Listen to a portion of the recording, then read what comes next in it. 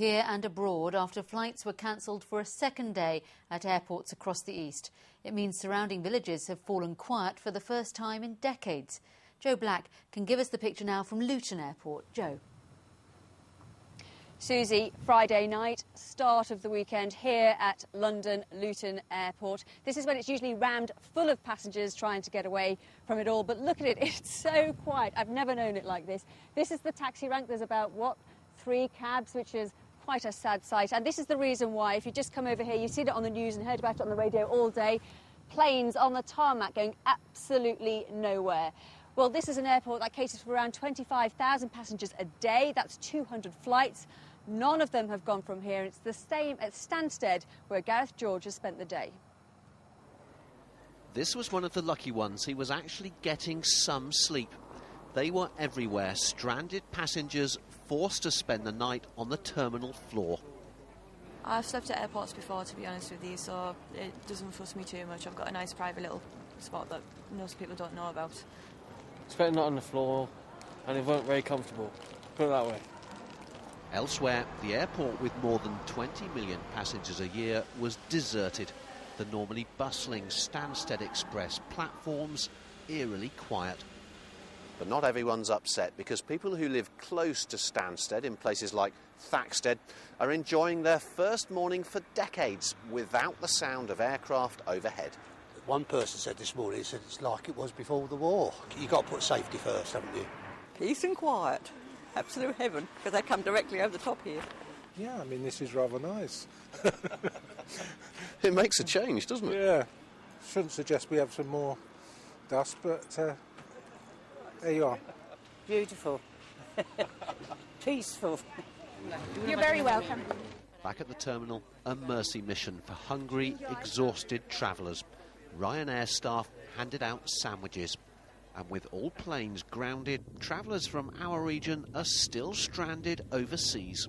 We've all sort of headed off in different directions wherever we could obtain a hotel. We got feedback that we may be on a flight 9 o'clock Sunday morning, but that's a maybe. At near-deserted Stansted, with the flight ban now extended, some passengers could be facing a second sleepless night on the terminal floor. Gareth George, BBC Look East. Well, the economists are telling us that it's costing £100 million a day. The impact on the regional economy is yet to establish itself. But passengers who will be using Luton Airport are mainly holidaymakers. And this is what they said to me earlier on today. Madrid. Got a friend living out there. So the plan was to go and see him for the weekend, but had tickets for the Real Madrid-Valencia game as well. That's not happening. There's blue sky on the terrace. We can't leave the UK because of a dark cloud. But anyway, we hope we are supposed to go back to Nice in France with the kids, so I hope we can make it tomorrow morning at the latest.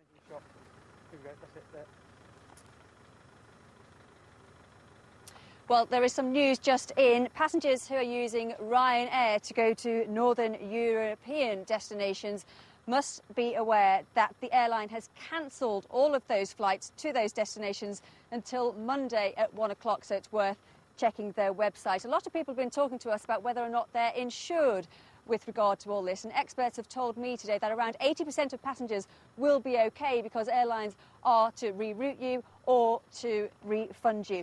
It's also worth mentioning that Network Rail have cancelled engineering works which were taking place this weekend, so passengers who want to go onto the rails to make long-distance journeys using the East Coast Main Line or the West Coast Main Line now can do that with little disruption.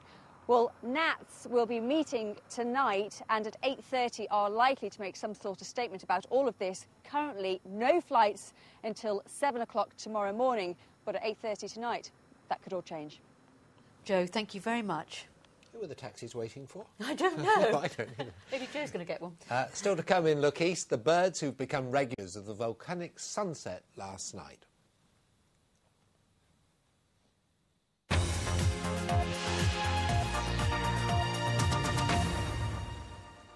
Three Suffolk men have been arrested on suspicion of murder. The body of Patrick Baker, who was 45, was discovered at his flat in Sudbury last weekend.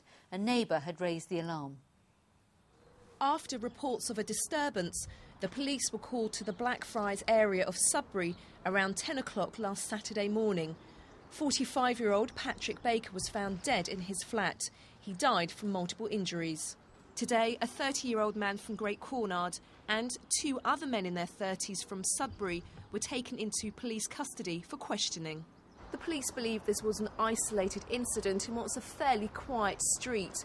They want to hear from anyone who knew Patrick Baker or who were in the Blackfriars area early last Saturday morning. Dawn Gerber, BBC Look East, Sudbury. Tons of hospital waste have been found near the disused airfield in Beccles. The Environment Agency says hundreds of bags of waste, including human excrement, blood and dressings, were discovered at Hulver Road. Drivers are being warned to keep away from the area. A group of councils are trying to have 10 people declared bankrupt for not paying their council tax. Breckland, Forest Heath and South Cambridgeshire have joined forces to bring the action. They claim the householders owe £24,000. In the election campaign, the Liberal Democrats say they've already noticed an increase in support following the party leaders' debate last night. Many in the party believe the success of Nick Clegg last night could help them achieve the breakthrough in this region they've been waiting for. You're probably going to get my support. Thank you. It's been a good day to be a Liberal Democrat. Wherever they've canvassed today, the public has appeared to be more receptive. They may even be reading the leaflets a bit more closely. If the opinion polls are to be believed, last night's performance has boosted the party's image. I think it's potentially a game changer. For us, it's about credibility. It's convincing people that we can win, not only here in Norfolk, but that we can win seats across the country. And I think that performance last night will do us a power of good. The Lib Dems have always struggled in this region. The 3 seats which they have in Colchester, Norfolk and Cambridge were only won after hard-fought campaigns. Their fear was that this time round, with the Conservatives ahead in the polls, they would be badly squeezed.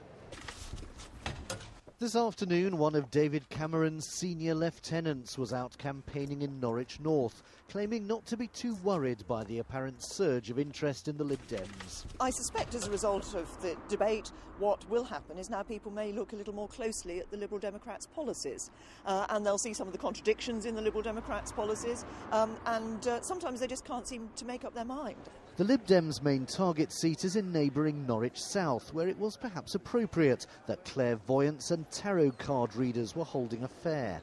Could this be one of the seats to benefit from any surge in Lib Dem support? A recent poll suggested there's still a long way to go, but after last night, both here and across the region, Liberal Democrats are feeling a little more confident. Andrew Sinclair, BBC Look East. And there's more from Norwich South in a special election debate in the Politics Show, Sunday at 12:15 on BBC One. Meanwhile, the British National Party has been campaigning in Norfolk. As well as its policies on immigration, it's also proposing to get tough on the deficit. We would go to town on the benefits culture. We would go to town on the compensation culture. We would go to town on the legal aid board, which... well, just look what's happened. Three MPs are getting legal aid. I mean, I wish I had their bank account. If I'm out there and mugged an old lady, I bet you I wouldn't get legal aid. 43,000 landlines in Norfolk couldn't be used to make